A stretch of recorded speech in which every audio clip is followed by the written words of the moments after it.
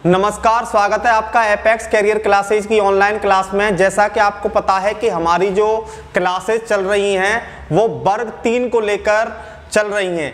MP TET का जो paper है वर्ग 3 का, उसको लेकर हमारी क्लासेज चल रही हैं। तो उसमें हमने साइकोलॉजी में आपको पावलोव, स्किनर और थॉर्नडाइक के सिद्धांत में बता दिया था। और अगली जो हमारी बात चल रही थी वो चल रही थी गेस्टाल्ट सिद्धांत की। जी हाँ, तो जो आज का हमारा टॉपिक है वो है जो हमारा पिछली क्लास में रह गया था। तो आइए चलते हैं उसी टॉपिक पे बात करते हैं जिसका नाम है सूझ का सिद्धांत या अंतर्दृष्टि का सिद्धांत। जैसा कि आप देख रहे हैं कि आज का जो हमारा टॉपिक है वो है अंतर्दृष्टि का सिद्धांत या सूझ का सिद्धांत। जी हाँ, इसी को कहते हैं अंतर्दृष्टि, इसी को कहते हैं सूझ का सिद्धांत, जिसके लिए अंग्रेजी में शब्द यूज किया जाता है जिसका नाम है इनसाइट थ्योरी।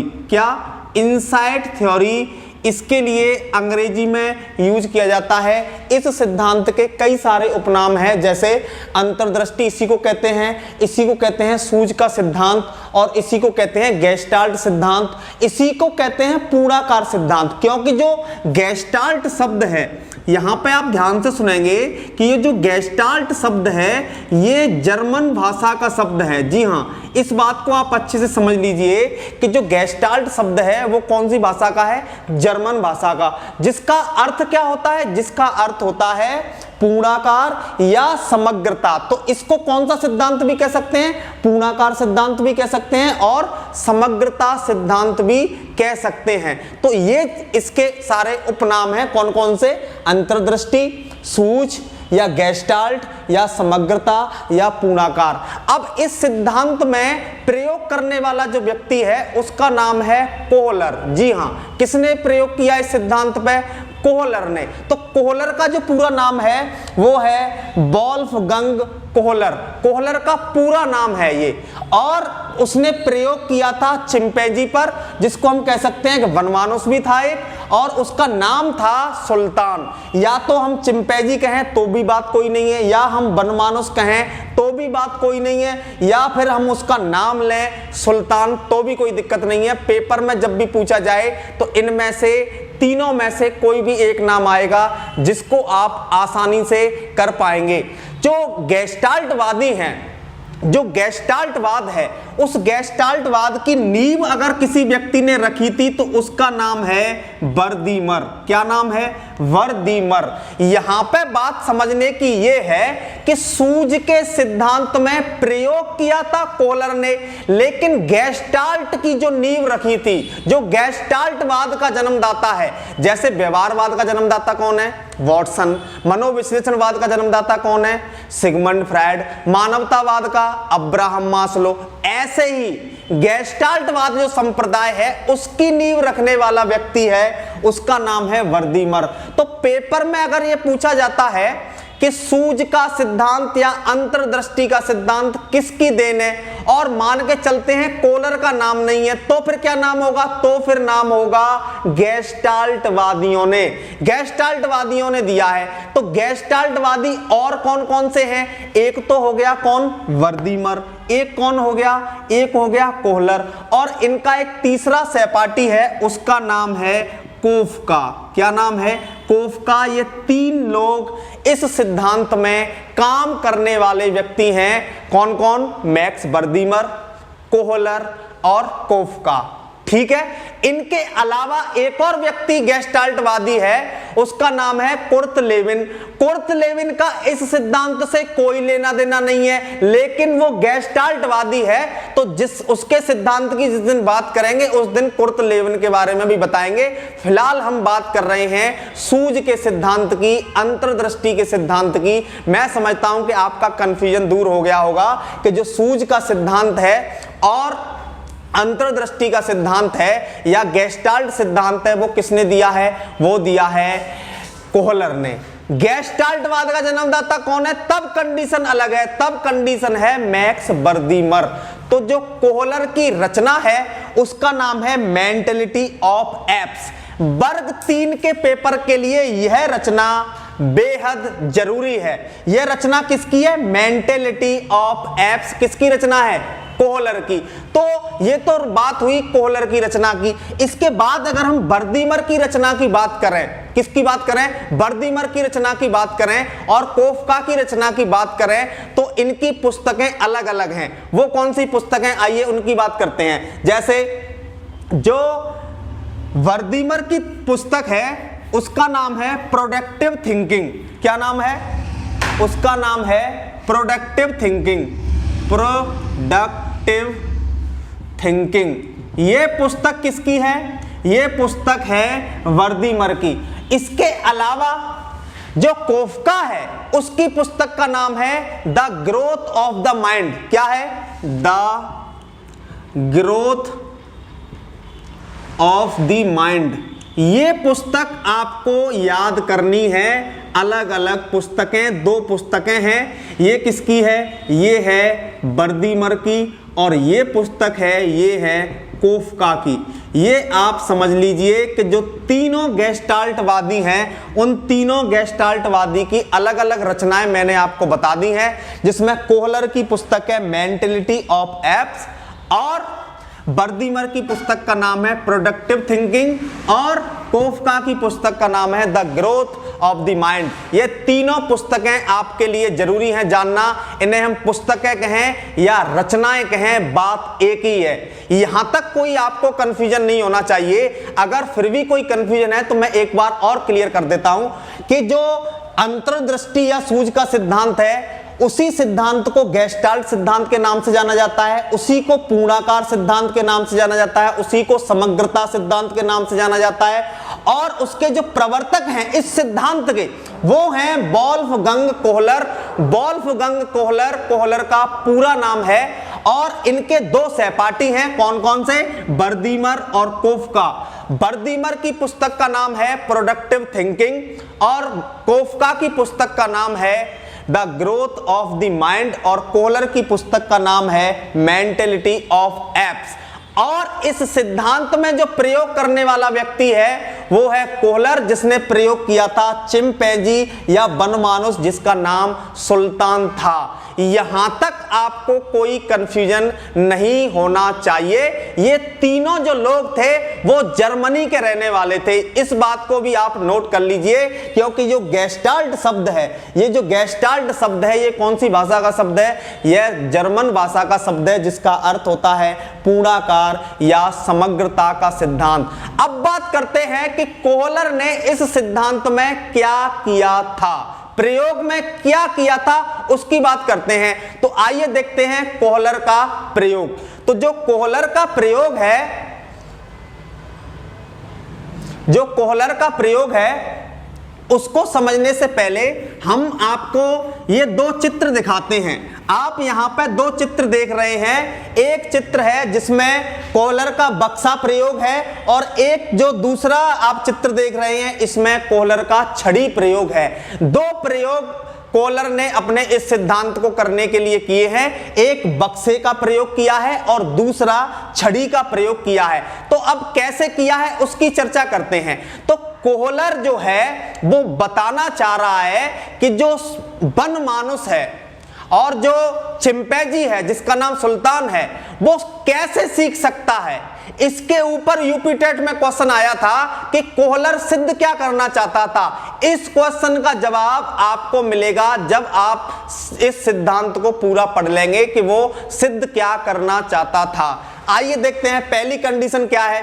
पहली कंडीशन को अगर मैं आपको समझाऊं तो उसने क्या किया कि एक पिंजरे में वनमानुष को बंद कर दिया और उसकी छत से केले लटका दिए। ये पहली स्थिति है। क्या स्थिति है? एक पिंजरा है जिसमें वनमानुष है, सुल्तान है, और उसकी छत से केले लटका दिए हैं। अब इन केलों को लेने की कोशिश करता है वनमानुष या सुल्तान।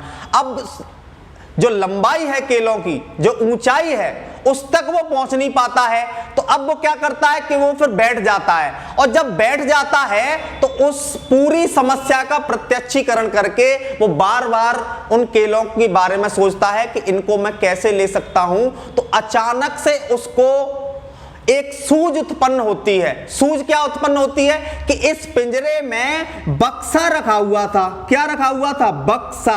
तभी हम कह रहे हैं कौन सा प्रयोग? बक्सा प्रयोग। तो उसने क्या किया? उस बक्से को केलों के नीचे रखा और उस पर चढ़ गया और वो केले प्राप्त कर लिए। ये तो था इसका बक्सा प्रयोग। इसी को इसने चेंज किया, बक्से के में ही अगला प्रयोग क्या किया? अगला प्रयोग ये किया कि इसमें एक और बक्सा रख दिया। क्या रख दिया? एक और बक्सा रख दिया। अब क्या हुआ? अब जो कोहलर, जो सुल्तान है, वो केलों को लंबाई को और ऊंचा कर देता है। जो कोहलर है वो केले और ऊंचा लटका देता है। तो अब क्या करता है ये? अब करता है कि बार बार एक ही बक्से से प्रयोग करने की कोशिश करता है कि मैं उनको ले लूंगा, फिर भी नहीं ले पाता है तो फिर परेशान हो जाता है। परेशान हो जाता है तो फिर सोचता है, और सोचता है तो अचानक से फिर समस्या का समाधान मिलता है कि इसमें एक और बक्सा है।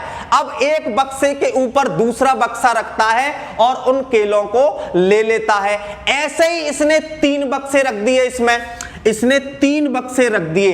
तो 3 बक्सों का प्रयोग बार बार कोहलर चिंपैंजी से करवाता है, और हर स्थिति में जो वनमानुष है वो उन केलों को लेने में सक्षम हो जाता है। किससे? अपनी सूझ के द्वारा, अपनी अंतर्दृष्टि के द्वारा। ये तो है इसका क्या प्रयोग? कोहलर का बक्सा प्रयोग। अब इसने छड़ी के प्रयोग में क्या किया वो जरा देखते हैं। तो जो इसका छड़ी का प्रयोग है उसको समझने के लिए हमें एक और चित्र बनाना पड़ेगा, और वो चित्र है कि इसने क्या किया कि अब की बार जो पिंजरे के बाहर केले रख दिए, ये केले यहां रख दिए पिंजरे से बाहर, और इसमें बैठा है सुल्तान।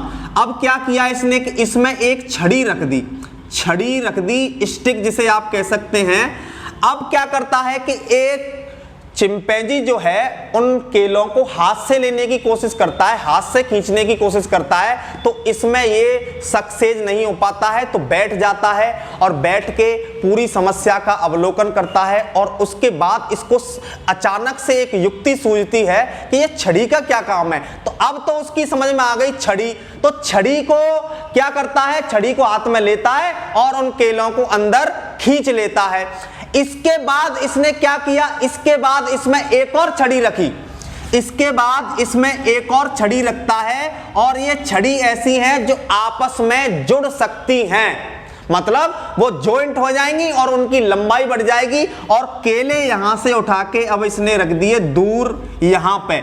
अब ये क्या करता है? अब वही स्थिति बार बार कर रहा है। एक ही छड़ी का प्रयोग करके उन केलों को लेने की कोशिश कर रहा है, जिसमें सफलता नहीं मिलती है। तो फिर सोचता है और उन छड़ियों से खेलने लग जाता है। और खेलने लग जाता है तो अचानक से वो छड़ियां जुड़ जाती हैं और उनकी लंबाई ज्यादा हो जाती है। और कोहलर जो है वो ये बताना चाह रहा है कि जो वनमानुष है वो उन केलों को अंदर खींच लेता है।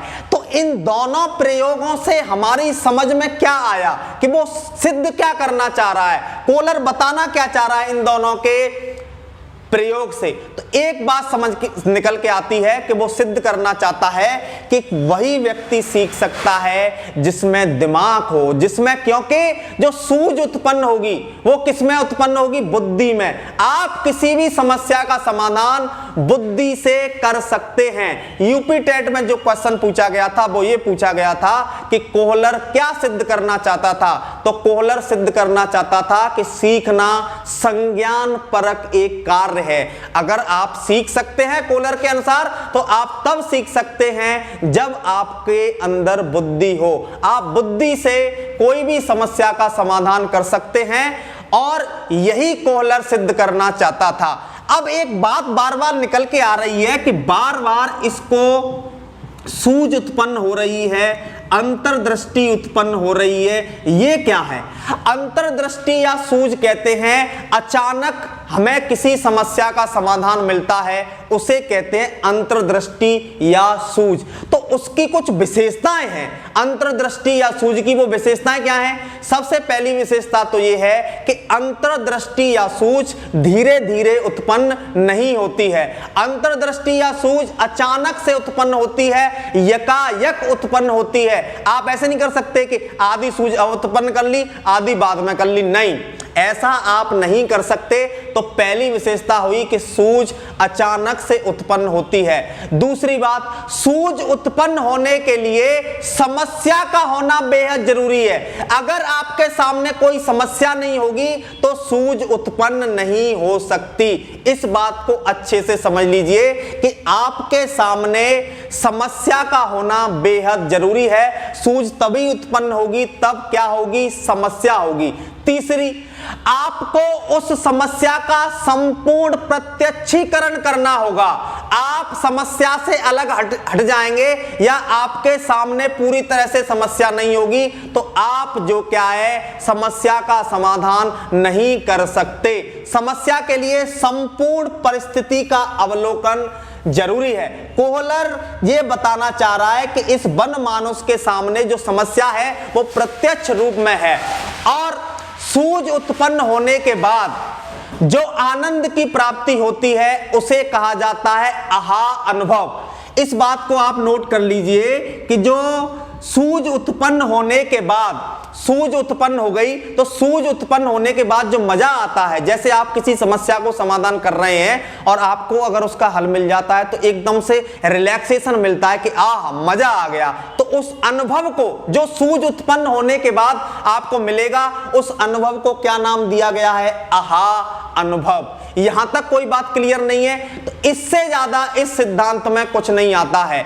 और इस सिद्धांत की जो एक प्रमुख बात है कि इस सिद्धांत का शिक्षा में क्या प्रयोग है, तो शिक्षा में यह प्रयोग है कि इस सिद्धांत के द्वारा बालकों की तर्क, कल्पना, चिंतन, स्मरण शक्ति आदि को विकसित किया जा सकता है। उनमें सोचने समझने की जो क्षमता है उसमें बढ़ोतरी होती है। दूसरी बात, जो खोज विधि है, अगर आप खोज करते हैं तो खोज करने के लिए क्या, खोज करते हैं तो बहुत सारी दिमाग लगाना पड़ता है और जब आप किसी की खोज कर रहे होते हैं तो आपको उसका समाधान अचानक से मिलता है। क्या मिलता है? अचानक से।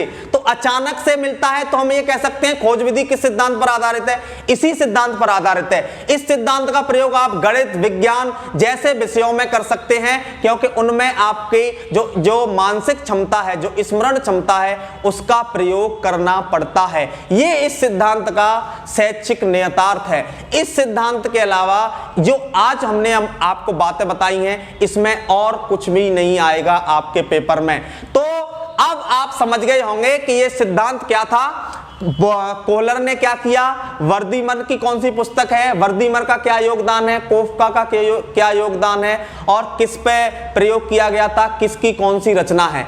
इससे ज्यादा पेपर में वर्ग 3 के लिए कुछ भी नहीं है। अगर आपको ये हमारा वीडियो अच्छा लगा है तो कृपया करके लाइक करें, शेयर करें और कमेंट करें। और अभी तक आपने हमारा चैनल सब्सक्राइब नहीं किया है तो आप हमारे चैनल को सब्सक्राइब करें। Thank you so much. मिलते हैं किसी नेक्स्ट क्लास में।